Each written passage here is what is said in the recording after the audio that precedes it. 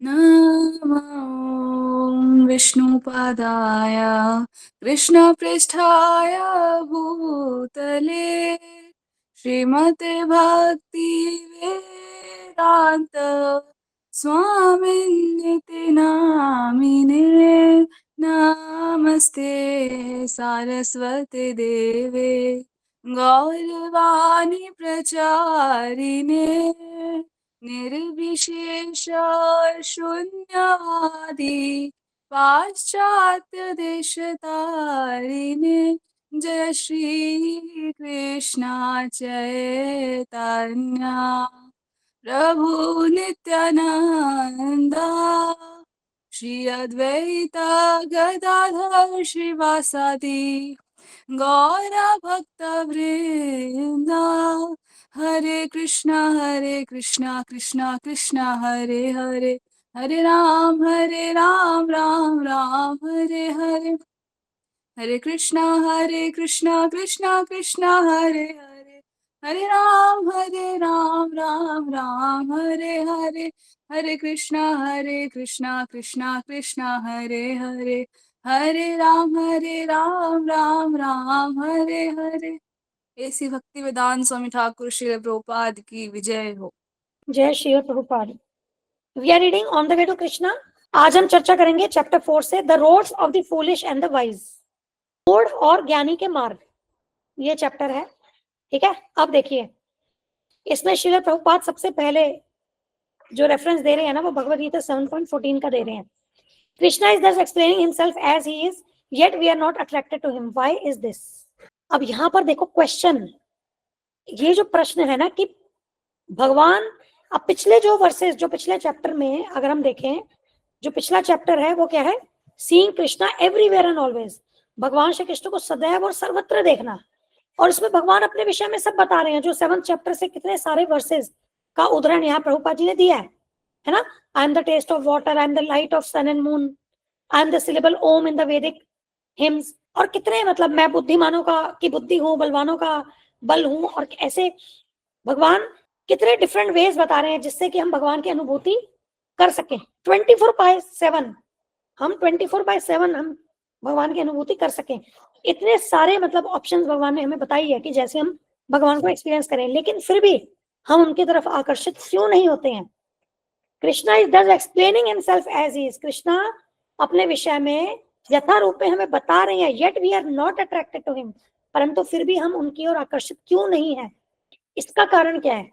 इसके कारण जो है वो ये वर्ष में बताया गया है, जो भगवान श्री कृष्ण भगवद गीता के 7.14 में बताते हैं कि देवी हेषा गुणमयी मम माया दुरत्यया माम एव ये प्रपद्यन्ते माया मेताम तरन्ति ते।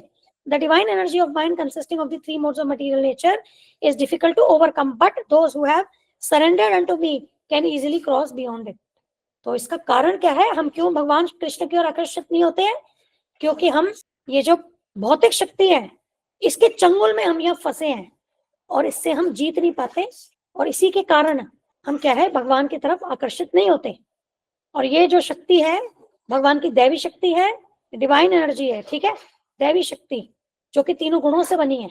और क्योंकि हम इन तीनों गुणों में बंधे हैं, तो इस बंधन वाली अवस्था में हम क्या है, भगवान की दैवी शक्ति को इसको हम पार नहीं कर पाते, और इसलिए भगवान की ओर आकर्षित नहीं होते। परंतु अब यहाँ पर भगवान कह रहे हैं कि जो भगवान के शरणागत हो जाते हैं वो इस भौतिक प्रकृति को आसानी से लांघ जाते हैं, इजीली क्रॉस बियॉन्ड इट। देख रहे हैं, अगर आप ये दोनों स्टेटमेंट देखोगे ना, कितना फर्स्ट स्टेटमेंट में भगवान श्री कृष्ण बता रहे हैं कि कितना डिफिकल्ट है इस भौतिक शक्ति को पार करना, कितना डिफिकल्ट है। लेकिन सेकंड स्टेटमेंट में भगवान श्री कृष्ण बता रहे हैं कि इसको पार करना कितना आसान है। आवश्यकता क्या है? केवल भगवान की शरणागति करने की, है ना। अब इसमें हमें क्या समझना है कि अगर हम अपने ही बलबूते इस भौतिक प्रकृति को पार करने का प्रयास करें तो ऐसा संभव नहीं है। इस बात को हमें स्वीकार करना होगा। केवल भगवान श्री कृष्ण की शरणागति के द्वारा ही हम इन तीनों गुणों को पार कर सकते हैं। और भगवान श्री कृष्ण की शरणागति का अर्थ क्या है? उनके रिप्रेजेंटेटिव, मतलब आध्यात्मिक गुरु की शरणागति, ठीक है। तो जहां पर भी भगवान कह रहे हैं ना, सरेंडर अनटू मी, आप ये समझिए डायरेक्ट सरेंडर पॉसिबल नहीं है। हम इतने उत्कृष्ट नहीं है कि हम डायरेक्टली भगवान से इंटरेक्ट कर पाएंगे और डायरेक्टली हम सरेंडर कर सकेंगे, ये पॉसिबल नहीं है। ठीक है, तो गुरु के माध्यम से ही। तो सरेंडर अनटू मी का मतलब है कि गुरु के माध्यम से भगवान के प्रति शरणागत होना। The material world is pervaded by the three qualities of material nature. All living entities are influenced by these qualities. If they are primarily influenced by the mode of goodness, they are called Brahmins. And if they are influenced by the mode of passion, they are Kshatriyas. If they are influenced by the modes of passion and ignorance, they are Vaishyas, and if they are influenced by ignorance, they are Shudras. This is not an artificial imposition due to birth or social status, but according to the gun or the mode of nature under which one is operating. तो यहाँ समझना जरूरी है कि ये जो भौतिक जगत है ये तीनों गुणों से ही व्याप्त है, ये तीन भौतिक गुणों से व्याप्त है। यहाँ सारे जो जीव हैं ये इन गुणों के अधीन होते हैं, और जो जीव सतोगुण में होते हैं वे ब्राह्मण हैं। और प्राइमरीली यहाँ बोल रहे हैं, देख रहे हैं, प्राइमरीली मतलब प्रधानता, जो जिनमें सतोगुण की प्रधानता है, ठीक है, जो प्रधान रूप से सतोगुण से इन्फ्लुएंस्ड है वो ब्राह्मण है। ठीक है, तो जिनमें सतोगुण की प्रधानता है ब्राह्मण, रजोगुणी है तो क्षत्रिय। ठीक है, जो रजोतमो का मिक्सचर है वो कौन है, वैश्य, और जो तमो में है वे कौन है, शूद्र। ठीक है, और ये कोई आर्टिफिशियल इम्पोजिशन नहीं है बर्थ और सोशल स्टेटस के आधार पर, मतलब जन्म के आधार पर या जाति या जो भी सोशल स्टेटस है, जो सामाजिक स्तर है, उसके आधार पर ये कोई आर्टिफिशियली किसी को लेबल नहीं लगाया गया कि ये ब्राह्मण है, ये वैश्य है, ये शूद्र है या क्षत्रिय है। नहीं, ये गुणों के अनुसार है, कर्मों के अनुसार है।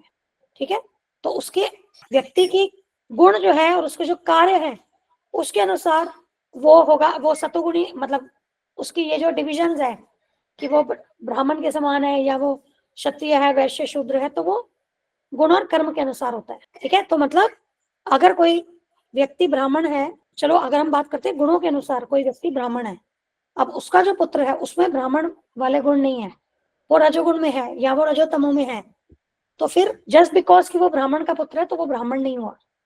ठीक है, ये कोई कास्ट या फैमिली लीनिएज से नहीं चल रही है ये चीजें।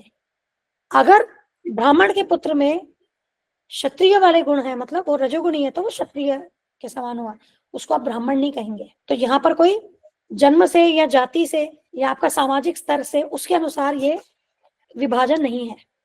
ठीक है, और इसके लिए रेफरेंस श्रील प्रभुपाद आगे दे रहे हैं 4.13, चतुर्वर्णम मया सृष्टम गुण कर्म विभागशः तस्य कर्तारम अपि मां विद्धि अकर्तारम अव्ययम। According to the three modes of material nature and the work associated with them, the four divisions of human society were created by me. And although I am the creator of this system, you should know that I am yet the non-doer, being unchangeable. इसको हिंदी में पढ़ते हैं 4.13। प्रकृति के तीनों गुणों और उनसे संबद्ध कर्म के अनुसार मेरे द्वारा मानव समाज के 4 विभाग रचे गए। यद्यपि मैं इस व्यवस्था का सृष्टा हूं, किंतु तुम यह जान लो कि मैं इतने पर भी अव्यय अकर्ता हूं।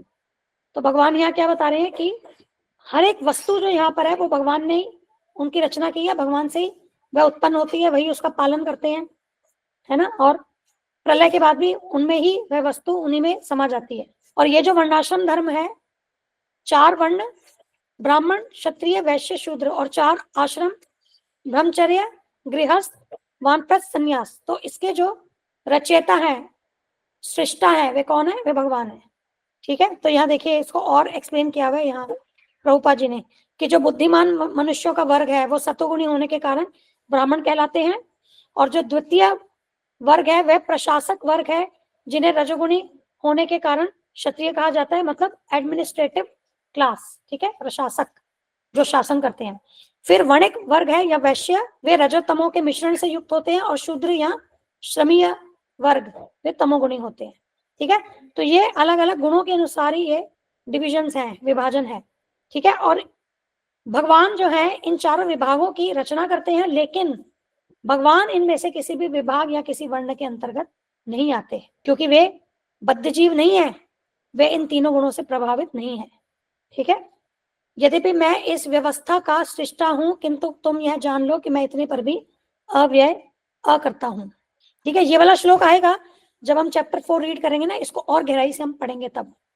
तो अभी के लिए ये समझना है कि क्योंकि हम लोग इन गुणों के अधीन हैं, इसलिए क्या है कि हम भगवान की ओर आकर्षित नहीं हो पाते, हम भगवान को समझ नहीं पाते, हम भगवान की अनुभूति नहीं कर पाते। It is not that this system refers to the perverted caste system in India. Shri Krishna specifically states guna karma vibhagashah. Men are classified according to the gun or mode under which they are operating, and this applies to men all over the universe. When Krishna speaks, we must understand that whatever he says is not limited but is universally true. यहीं तक हम complete करेंगे आज, यहाँ तक, ठीक है, universally true. आगे हम कल पढ़ेंगे। लोग जब उसको मिस इंटरप्रेट करते हैं तो उनको लगता है कि सनातन धर्म में कास्ट सिस्टम है, लेकिन एक्चुअली ये कास्ट सिस्टम नहीं है।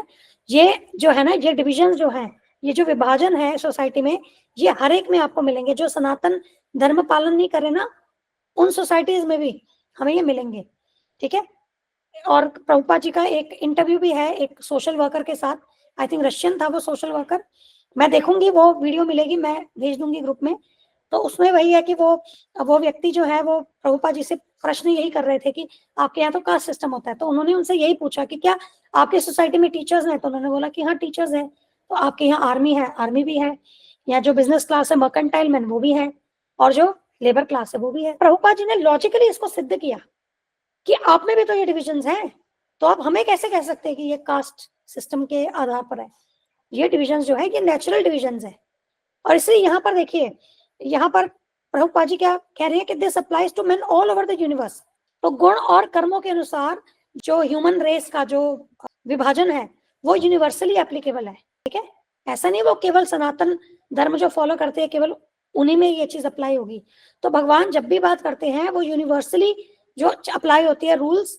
सभी ये जो यूनिवर्स है या इसमें जो भी जितने भी जीव हैं, सब कुछ भगवान से तो आया है। तो भगवान जो भी बात करेंगे वो तो यूनिवर्सली ट्रू होगी ना, है ना। वो सभी पे अप्लाई होगी, वो एक लिमिटेड वर्ग पे थोड़ी ना अप्लाई होगी, ठीक है। अब यहाँ पर हम क्लोज करते हैं, और अब किसी का प्रश्न है तो प्लीज बताइए, और कल हम चैप्टर 4 को आगे कंटिन्यू करेंगे। No questions? ठीक है, फिर क्लोज करते हैं। ठीक है, सब अपना ध्यान रखिएगा। Thank you. हरे कृष्णा, धन्यवाद, प्रणाम। श्री प्रभुपाद की विजय हो।